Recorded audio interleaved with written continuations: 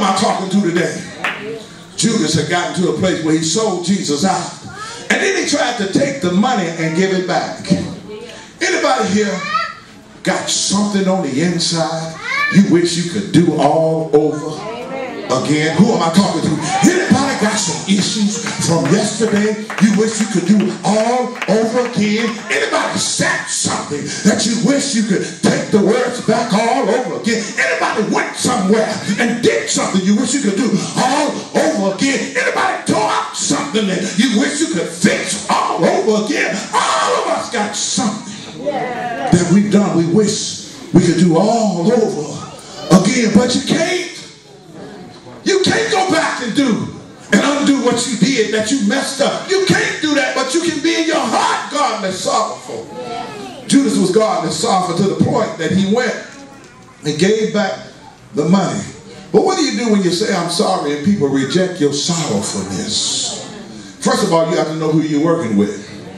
You can't ever tell somebody who is not of God that you're sorry because they don't care.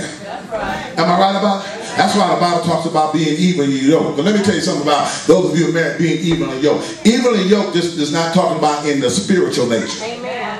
That's good stuff.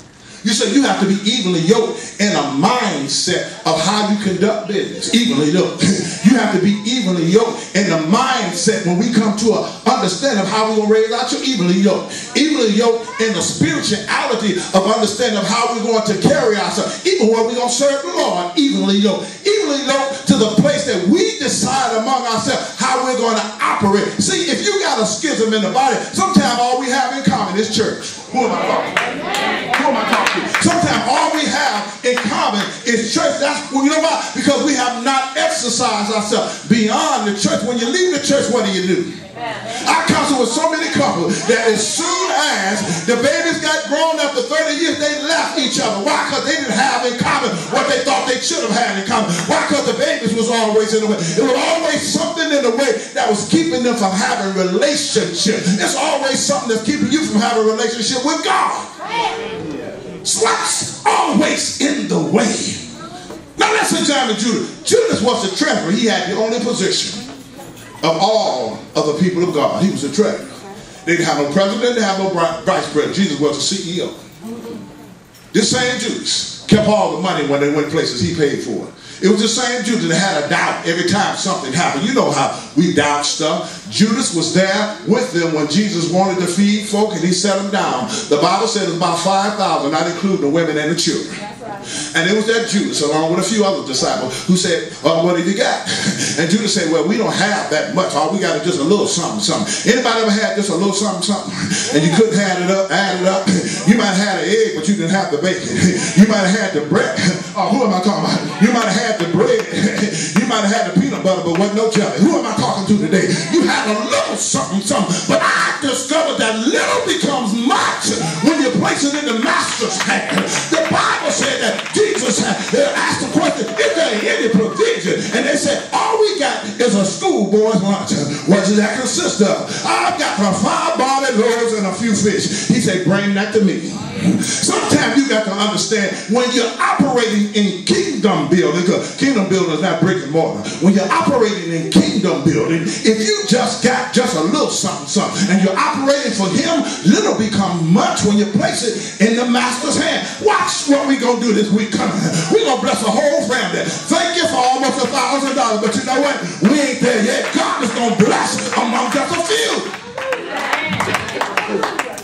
It was that same Judas. You know, when a woman came to anoint Jesus' feet with her hat, you know, she took a box, and in that alabaster box, that beautiful box she had, the ointment that she wanted to anoint Jesus. It was that same Judas. Now, hold on, baby. Why you want to do that? We can take that same ointment, and we can buy a whole lot of stuff. You gonna do that? Jesus, don't let her put that on your feet. Jesus said, baby, hold up now. This is me.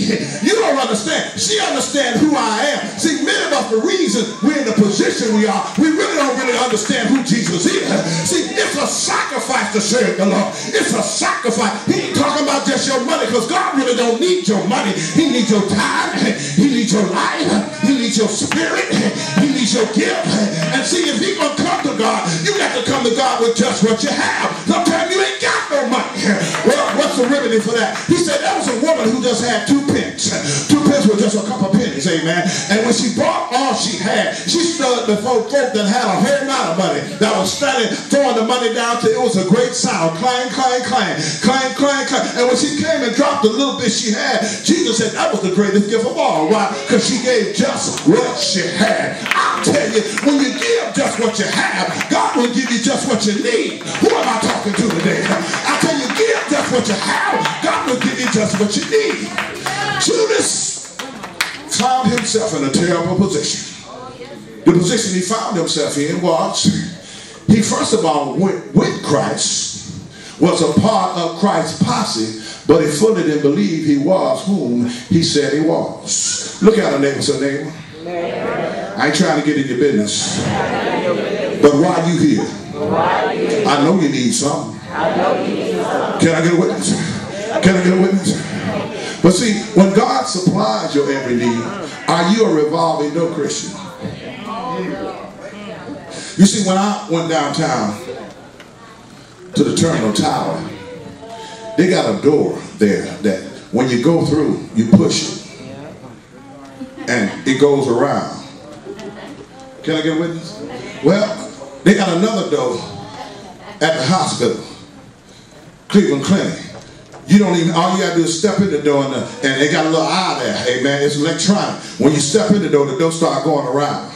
So if you got a handicap, you better get on your pony because it'll close you up. Can I get a witness? You don't have to push that because they're trying to make sure if you're handicapped, you can't push a big door you can get through. But it's a revolving door. And if you are not careful with the push door, somebody push you, you can't get off with your stop. So you're going around like this, am I right? And you find yourself back on the outside looking in. Who am I talking to? Who am I talking to? Well, let me tell you, when you're a revolving Christian, you got to be careful that you don't come in and get your blessing and go back out. Oh, who am I talking to? You got to be careful you don't come in and just get the healing and go back out. You got to be careful you don't come in and just get the money and go back out. You got to be careful you don't come in and just get your blessing and go back out. Because see, sometimes when you get your little blessing and go back out, you leave the rest on the table. Oh, who am I talking to today? Who am I talking to today? You ever discovered that when you go somewhere to get something, somebody has to call you back and say you left? Oh, come on. I said you left more than, oh, come on now. I said you got to understand what God is doing. God only urges you out what you need for that season. He don't give it all to you. He just urges you what you need for that season. So don't try to nickel God and dime God to just get a little bit and go back out, but come in to the fullness and get all you need from Christ. But Judas found himself in a situation where he not only didn't believe God, he wanted to see if God really was God through Jesus.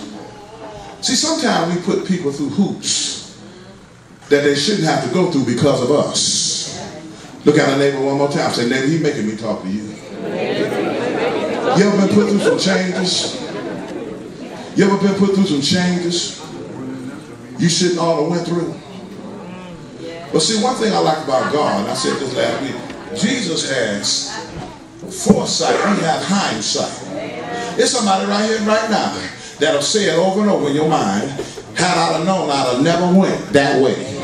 Who am I talking to this morning? Had I known, I'd have never went that way. But then there's some other folk that glad you went that way because it showed you. Amen. Now look at somebody and say, I'm Destiny's Child. And because I'm Destiny's Child and I'm going somewhere, you need to hook up with me because I'm going somewhere. I'm going somewhere. See, Jesus was trying to tell Judas, I didn't come to stay, but I'm coming to leave, but I'm going somewhere. But if I go to prepare a place for you. And if I go to prepare a place for you, I'm going to come again to receive you unto myself. Judas, you better line up that where I am, there you may be also. Thomas said, Lord, I don't know the way. Jesus said, Thomas, have I been with you so long? You don't know that I am the way, the truth, and the life. Well, Judas, why was you when all this conversation was going on? After all, you was an officer. You was at the board meeting. You was at every meeting. You paid for when they need something. You the one went down when they had taxes to be due, and you pulled the money out the fish mouth. Aren't you the one that understands anything about Jesus? How can you be with Jesus so long and don't know he's real? My God, my God.